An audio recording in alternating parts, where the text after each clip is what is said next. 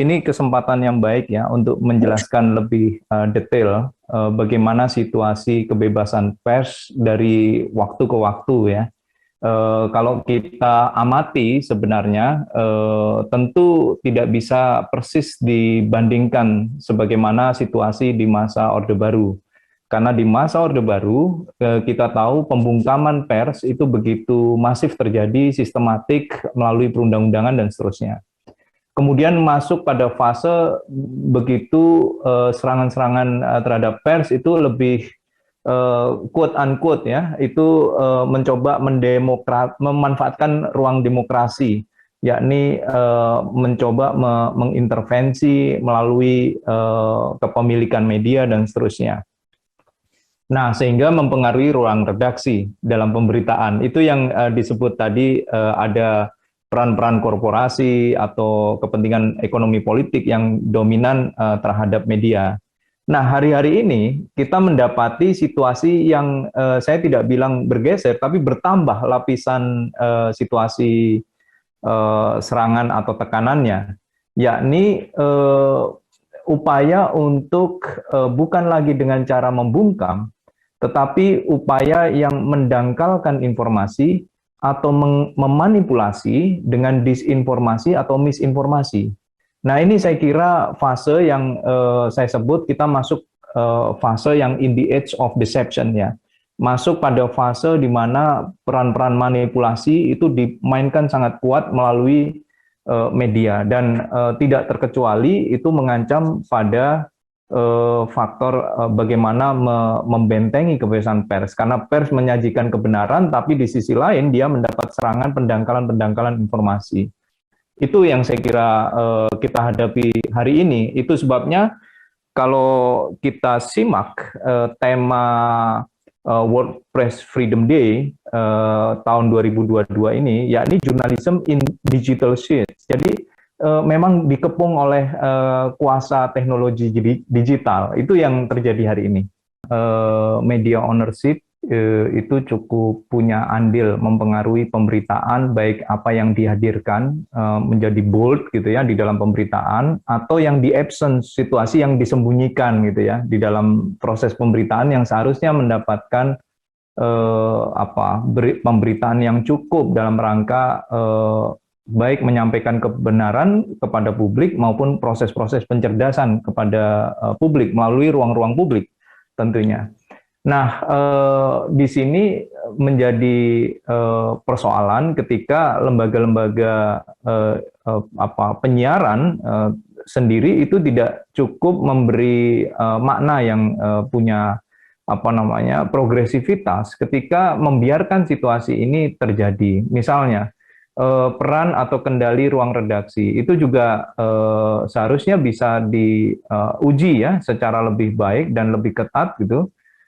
Kaitannya dengan bukan perbincangan yang saya sampaikan bukan mengarah pada sensorship, tetapi bagaimana menegakkan kode etik jurnalistik, bagaimana memastikan bahwa proses menghasilkan pemberitaan itu juga mematuhi prinsip-prinsip tidak hanya kode etik jurnalistik, tetapi aturan-aturan hukum ya, termasuk tidak boleh juga ruang redaksi diintervensi ketika dalam proses menghasilkan berita.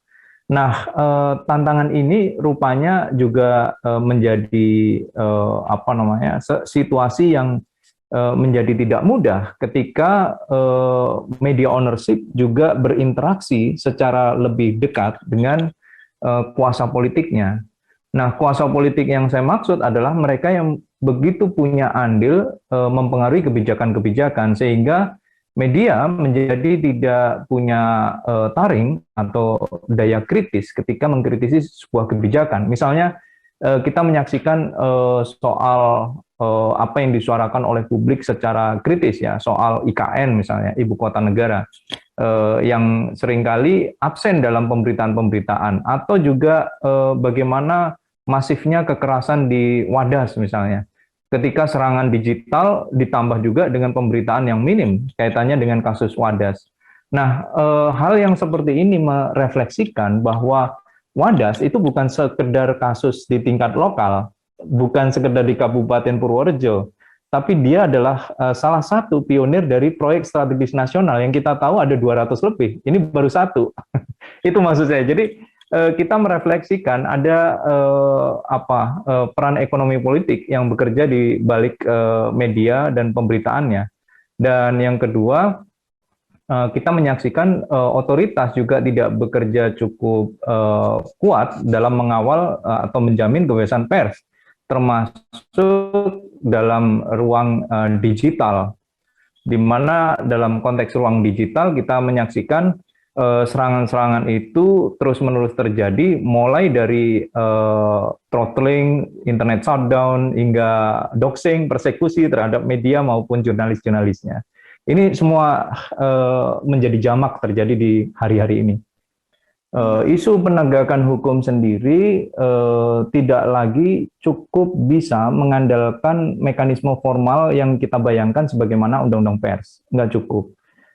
Apalagi kalau kita menyandarkan pada formalisme di dalam upaya penegakan hukum yang seringkali selektif prosesnya.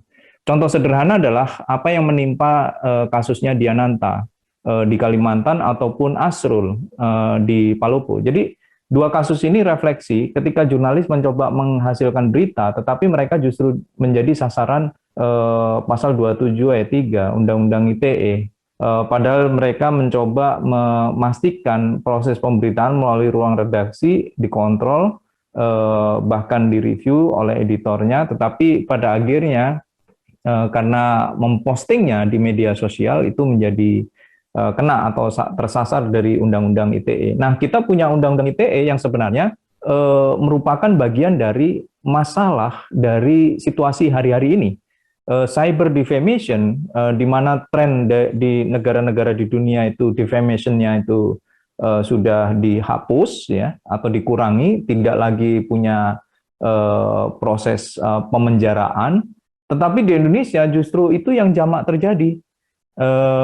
Bahkan SKB, surat keputusan bersama yang dihasilkan untuk dalam tanda kutip menafsirkan secara formal atas Undang-Undang ITE pun tidak berfungsi di lapangan. Itu artinya kita punya juga lapisan problem yang disebut penegakan hukum yang tidak profesional, bahkan hilang daya kekuatannya ketika berhadapan dengan realitas kepentingan ekonomi politik di lapangan. Ketika ada persoalan kode etik jurnalistik, maka Dewan Pers yang punya kewenangan dan mekanisme hukum khusus pers itu yang bekerja.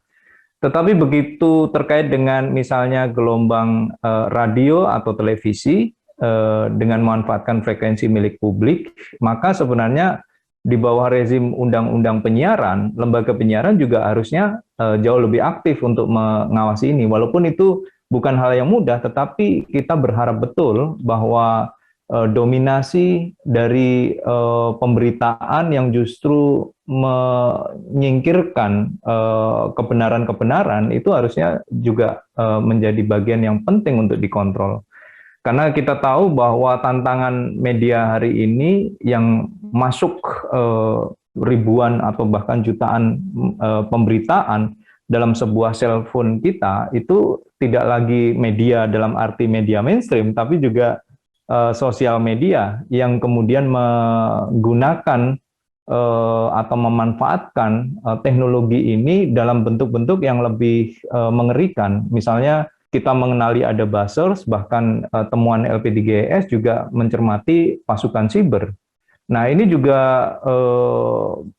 itu yang saya bilang bahwa bekerjanya serangan terhadap kebebasan pers hari ini juga berkaitan dengan proses-proses pendangkalan informasi, mis atau disinformasi yang semakin sistematik, sehingga sajian kebenaran di ruang publik itu menjadi hilang atau absen, atau bahkan bisa ditukar dengan situasi yang sebenarnya tidak lagi bicara kebenaran, tetapi lebih pada kepentingan kelompok yang punya kendali atas teknologi informasi itu.